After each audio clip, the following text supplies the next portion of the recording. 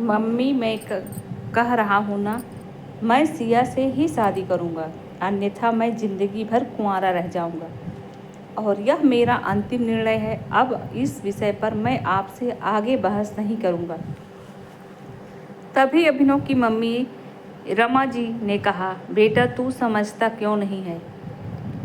हमने तेरे सामने सिया की जन्म कुंडली पंडित जी को दिखाई थी ना, और उन्होंने सिया की कुंडली में मांगलिक दोष बताया है। अब तू बता, सब कुछ पता होते हुए हम तेरी शादी एक मांगलिक लड़की से कैसे करते हैं? तू जानता नहीं कि मांगलिक दोष वाले की जीवन साथी की मौत जल्दी हो जाया करती है। इसलिए तुझे मैं समझा रही हूँ, तू भूल जा सिया को।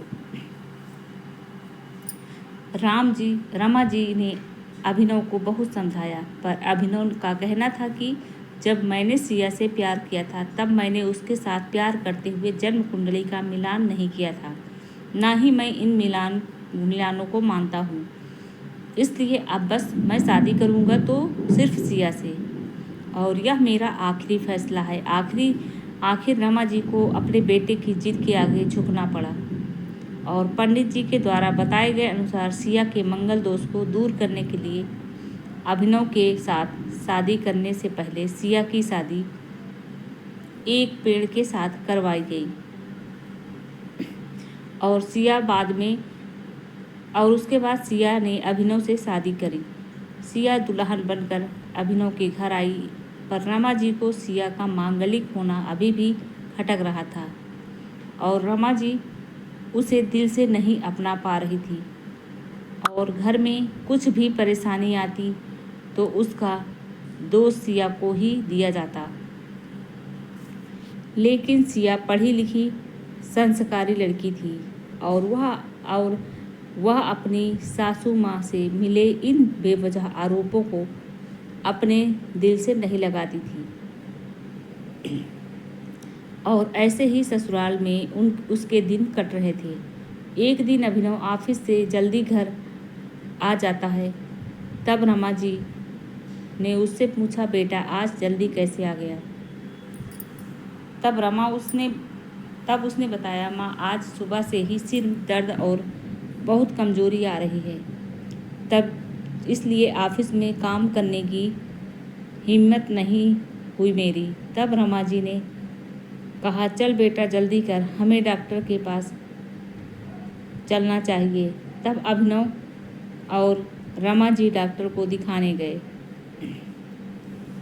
डॉक्टर को दिखाने के बाद मालूम पड़ा कि अभिनव को पीलिया हो गया है, और दोनों जैसे ही घर लौटे रमा जी ने घर को सिर पर उठा लिया और कहने लगी, जब से यह लड़की हमारे घर में आई है तब से हमारे घर में परेशानी और बीमारी भी साथ में लेकर आई है। इसके कदम ही अशुभ हैं। अब देखो, इसका मांगलिक दोष हमारे बेटे पर भी असर करने लग गया है। कल को अगर मेरी बेटी को कुछ हो गया तो कौन जिम्मेदार होगा? तभी सिया ने कहा, मम्मी जी प्लीज़, और कितना नीचा दिखाएंगी मुझे? आज तक मैं चुप रही क्योंकि पापा ने यही सिखाया था कि बड़ों के आगे ससुराल में जवाब मत देना, पर आज तो आपने हद ही कर दी है। अगर मैं आज नहीं बोली तो जिंदगी भर खुद को माफ़ नहीं कर पाऊंगी। मम्मी जी, अगर आप पंडित जी पर भरोसा नहीं करती तो उनके कहे अनुसार आपने सारी मांगलिक दोष निवारण की विधि क्यों करवाई? क्यों पहले आपने मेरी पेड़ से शादी करवाई? दोष मेरा मांगलिक होना नहीं है, बल्कि दोष तो मेरा आपकी बहू होना है, क्योंकि घर में जाने अनजाने में कुछ भी परेशानी आती है उसको आप मुझसे जोड़ देती हैं, और जब कोई सास अपनी बहू से सिर्फ नफरत कर रही होती है तब यह बहू दोष बेटे बहू को नहीं, पूरे परिवार को परेशानी में डाल देता है। और इस बहू दोष से मुक्ति भी सिर्फ सास ही दिलवा सकती है। बहू को अपनी बहू माने, उसे दिल से अपनाए, उसे भी सम्मान दे और यह महसूस कराए कि वह भी इस परिवार का सदस्य है। नहीं तो बहु दोष मांगलिक दोष भी से भी ज़्यादा पीड़ादायक हो जाता है। सिया की कही हुई बातें रमा जी के दिल को झकझोर रही थी और उन्हें मन ही मन पश्चाताप भी हो रहा था। उस समय उन्होंने सिया को कुछ भी नहीं कहा। धीरे धीरे थोड़े दिन बीते, अभिनव बिल्कुल ठीक हो गया और ऑफिस जाने लगा और फिर 1 महीने बाद अभिनव की सैलरी भी बढ़ गई।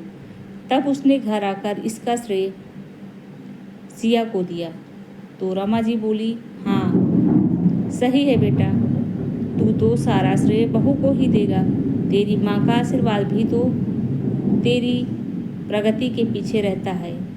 तेरे साथ तू तो मुझे श्रेय देना भूल ही गया। तब अभिनव ने कहा, माँ इस बार सिया का मांगलिक दोष मुझ पर और ना ही मेरी तरक्की पर नहीं लगा। और माँ, जब हम बड़ी परेशानियों का श्रेय सिया को देते हैं तो अच्छे कर्मों का श्रेय भी तो सिया को ही देना चाहिए। तो इसलिए आज का सारा सिया को जाता है, अभिनव ने हंसते हुए कहा। तब सिया बोली, अभिनव, तो क्या तुम भी मुझे ऐसा समझते हो? तब अभिनव ने कहा, नहीं सिया, बिल्कुल नहीं, बल्कि मैं तो माँ को यह समझाना चाह रहा था कि सुख दुख हमारे जीवन का हिस्सा है और कभी जीवन में खुशियाँ आती हैं तो कभी गम भी आते हैं। इसके लिए हमें परिवार के सदस्य अपनी बहू को दोष देना उचित नहीं है। तभी रमा जी बोली, बेटा सही कह रहा है तू, और तेरी तरक्की ही बहुत है। मुझे इस झूठे दोषों से बाहर निकालने के लिए आज मैं यह कसम लेती हूँ कि आज के बाद मैं सिया को किसी भी बात का दोष नहीं दूंगी। यह सुनकर सिया आज बहुत खुश हुई, क्योंकि आज उसको उसकी सास ने मांगलिक दोष के साथ साथ बहु दोषों से भी मुक्ति दे दी थी।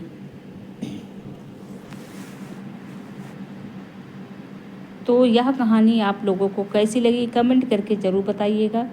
लाइक कीजिएगा, शेयर कीजिएगा और सब्सक्राइब जरूर कर दीजिएगा।